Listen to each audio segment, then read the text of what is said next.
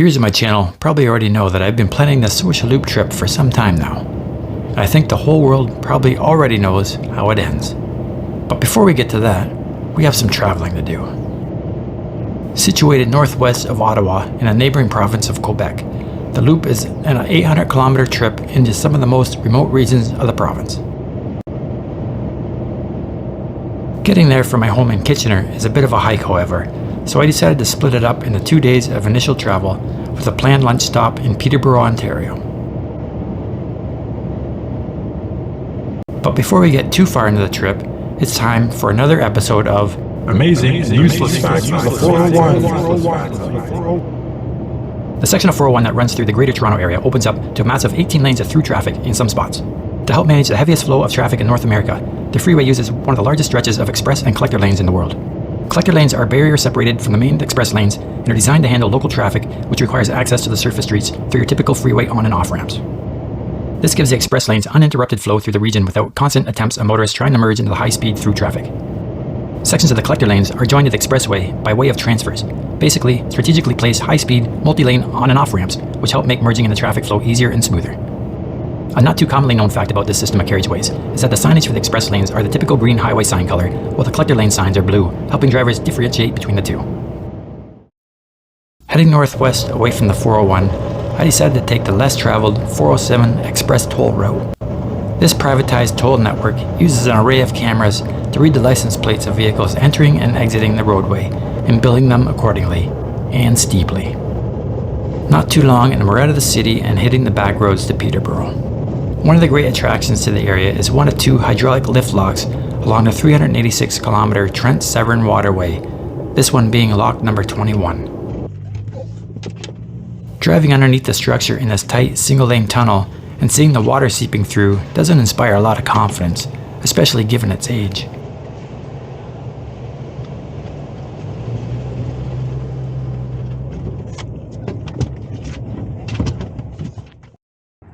Lexi and I decided this would make a great spot for a bit of lunch, and maybe we'll be lucky enough to get to see the lock in action.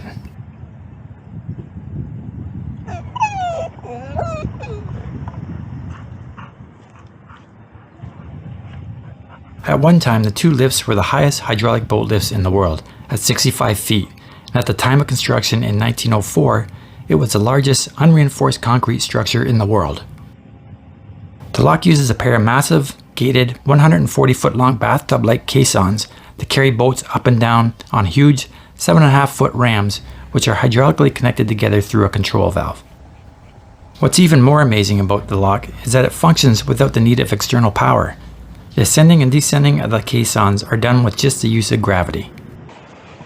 In principle, when one caisson reaches the upper portion of the lock, it stops 12 inches short of the upper water level at the canal, at which point the gate opens and an extra 144 tons of water flows in, raising the boats in the caisson to the same level of the canal.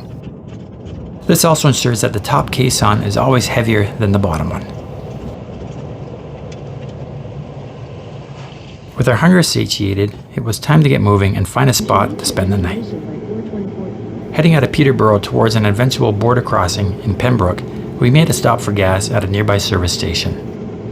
Of course, this being the official kickoff to summer with the Canada Day long weekend, the station was typically overflowing with vacationers. We couldn't get out of there fast enough. Venturing down the Trans-Canada Highway towards Caladar, and you can still see evidence of the blowdown from the derecho that came blowing through Ontario last spring.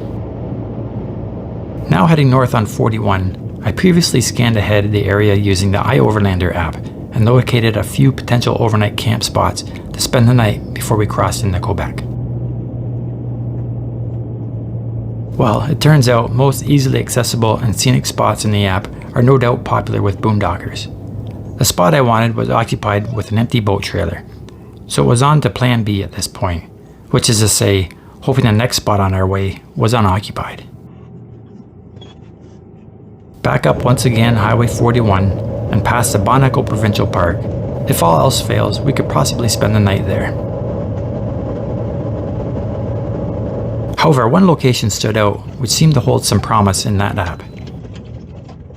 And a curious location at that, an old abandoned airfield not too far off the main highway. Well, at least the iOverlander app said it was abandoned.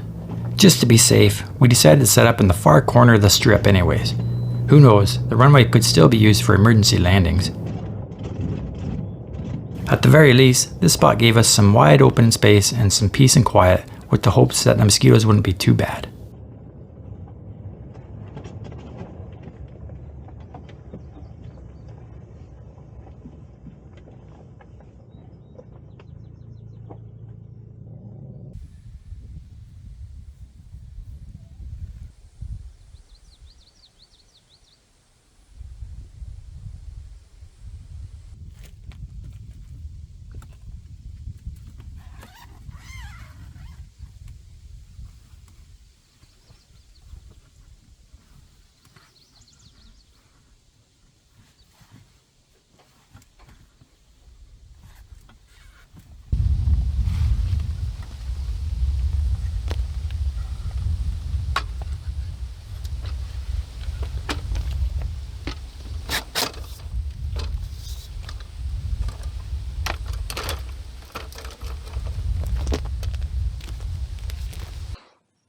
I decided for this trip, I should renew my can of bear spray and grab the new sprayer at Mountain Equipment Company in Kitchener. As they say, better safe than sorry.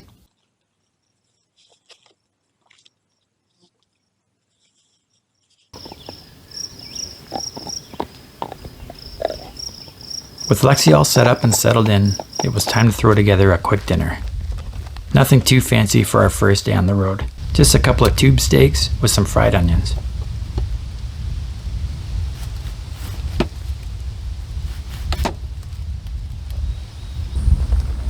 I picked up a new, slightly larger cast iron pan before this trip, so this was the first time I got to use it. I did manage a seasoning session to it before we left, however.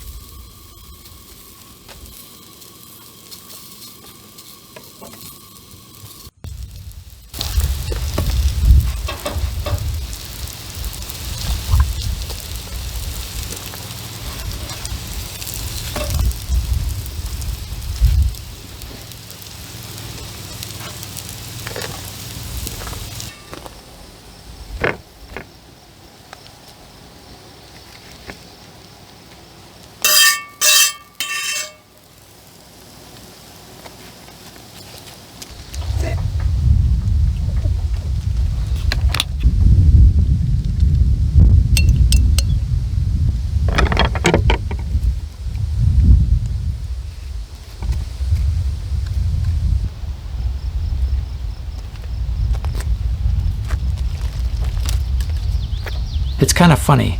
I could have swore that these hot dog buns I bought were uncut, so I kind of messed up by top slicing them open. Oh well, no complaints here, nor from Lexi. During our dinner, a massive toy hauler / camper showed up behind an equally huge diesel pickup truck, and naturally they had a gas generator. Thankfully they were parked far enough away that we could barely hear it. With a short dog walk done, it was time to relax with a cold beverage. The swarms of deer flies gave way to swarms of dragonflies, a natural predator to the super annoying flies.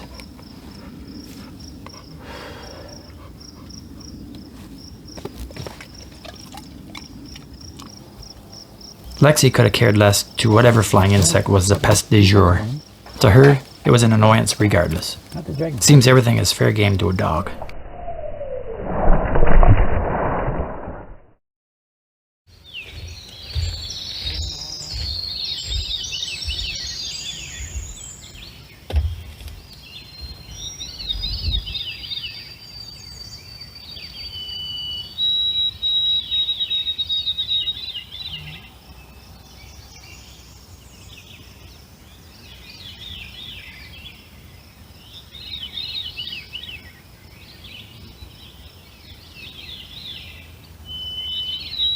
After enjoying a beautiful sunset, it was just about time to turn in. Lexi loves spending time up in the tent, so she has no qualms about letting me know when it's time to turn in.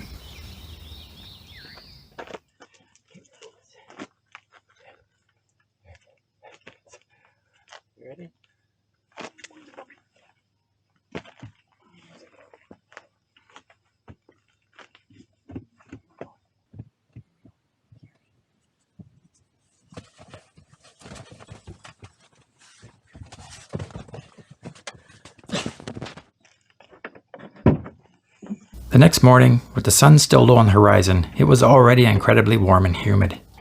A trend, it turns out, would carry right on through the entire week.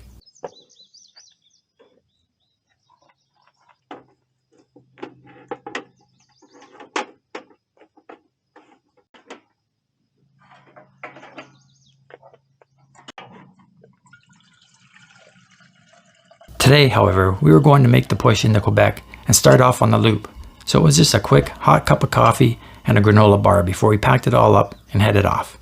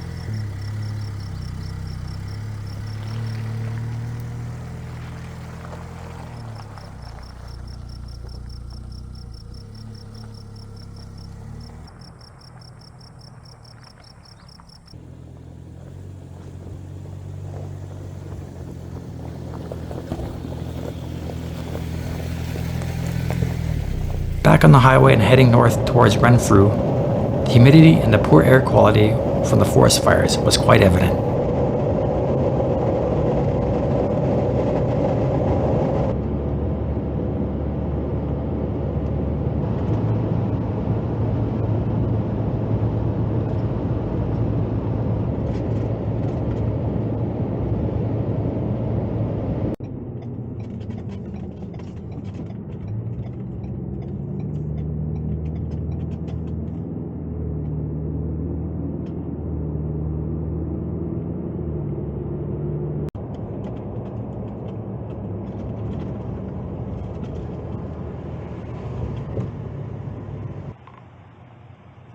It's a kind of unsettled, heavy, humid air that likes to spring up and scatter showers on you in a moment's notice. And this, as it turned out, was our notice. We rolled into Pembroke and the skies absolutely opened up. Flash flooding was pretty evident on the roads, with pools forming all over the place. Thankfully, as quick as it came, it left just as fast, and our gas stop provided a bit of canopy over our heads.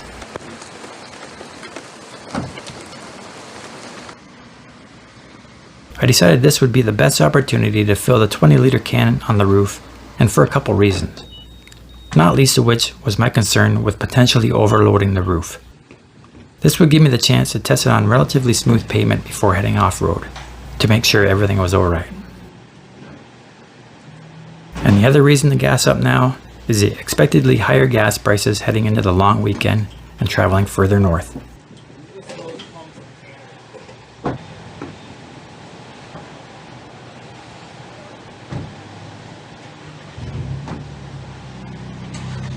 Just over 500 kilometers into the trip so far, and at 11.1 liters per 100 kilometers, surprisingly decent mileage.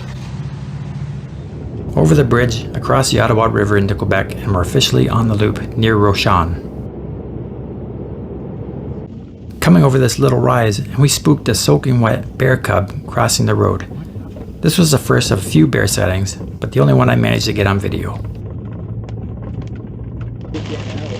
Some more off and on rain, and you could plainly see in some areas of the road just how much damage can occur with the strong moving water. I wasn't looking to get stuck and having to self-recover so early on my trip, so I navigated the hills and the road pretty cautiously.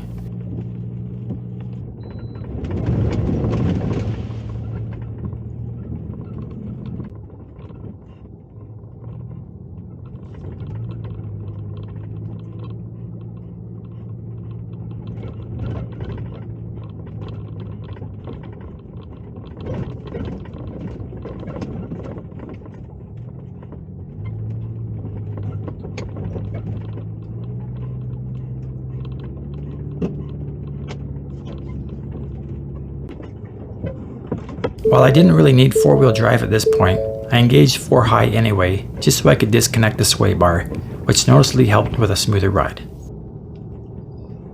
I also hadn't aired down the tires as of yet, but the roads weren't that terrible thus far.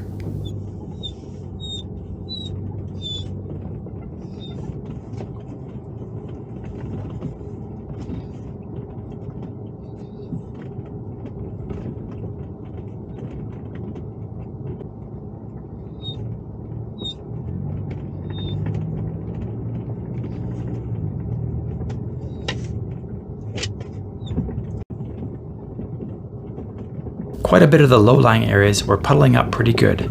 I could only imagine what this loop would look like in the springtime.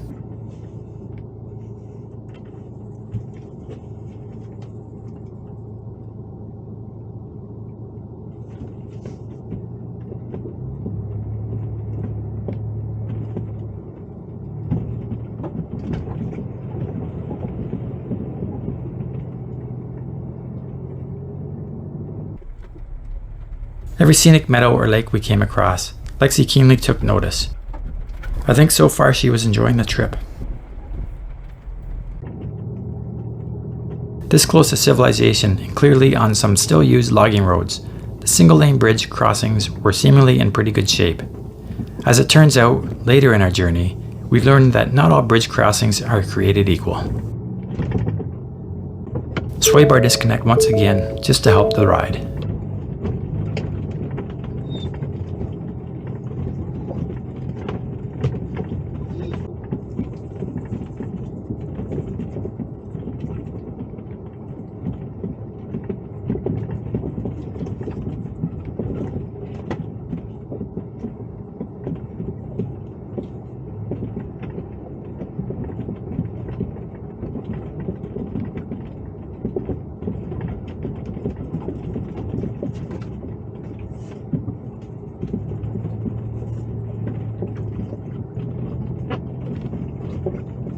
It was getting later into the afternoon now, and while venturing into an active logging area, we decided to look for a spot to spend the night. Lexi and I had allotted lots of time for this trip, so there was no need or want to put in long driving days. We happened to find this little side clearing beside the road, and we decided to set up there. With the flies becoming ever more bothersome, I decided to pull out and fire up the thermocell to see if that would help. Lexi was content to stretch out and lay down on her dog bed while I went about my business. When the flies got too much for her, she hopped into the back of the Bronco for some relief. I decided now was a good time as any to finally air down. Nothing too crazy, just 30 psi to smooth out the ride a little bit more.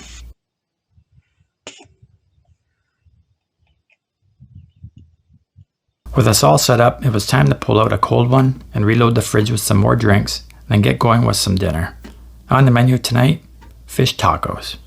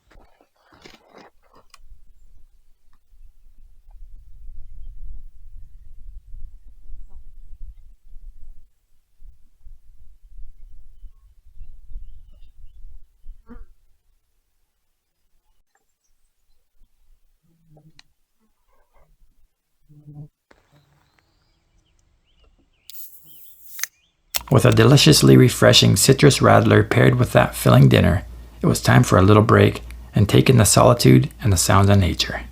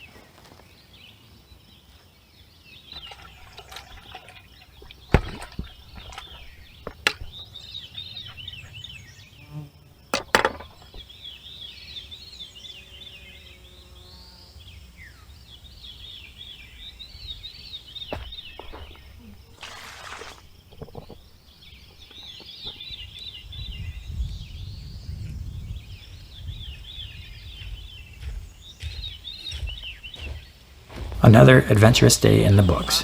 Another beautiful sunset, and all the chores done.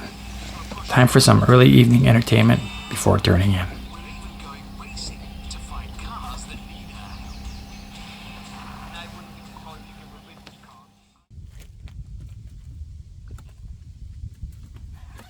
The next morning, again already very hot and humid, it was a bit of a rush to get everything packed for the travel day. Off to day 3 on the loop.